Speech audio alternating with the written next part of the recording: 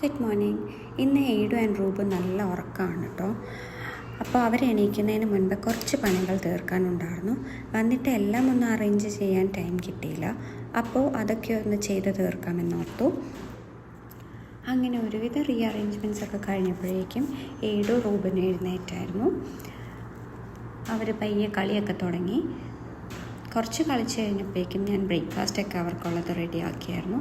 ഇന്ന് രാവിലെ ബ്രേക്ക്ഫാസ്റ്റ് ദോശയാണ്. ദോശ രണ്ടുപേർക്കും ഭയങ്കര ഇഷ്ടമാണ്. ദോശയൊക്കെ ഉണ്ടാക്കി അതൊക്കെ കഴിച്ചു. അത് കഴിഞ്ഞപ്പോൾ റൂബൻ പറഞ്ഞു റൂബന് ഈവനിങ്ങിലേക്ക് പുഡിങ് വേണമെന്ന്. അപ്പോൾ പിന്നെ എളുപ്പത്തിലൊരു പുഡിങ് ഉണ്ടാക്കാമെന്ന് ഓർത്തു. ഞാനിവിടെ കാരമൽ പുഡിങ് ആണ് ഉണ്ടാക്കിയത്. കാരമൽ പുഡിങ് ഞങ്ങൾക്ക് എല്ലാവർക്കും ഇവിടെ ഒരുപോലെ ഇഷ്ടമാണ്. അങ്ങനെ പുഡിങ്ങൊക്കെ കഴിച്ച് റൂബൻ നല്ല ഹാപ്പിയായി.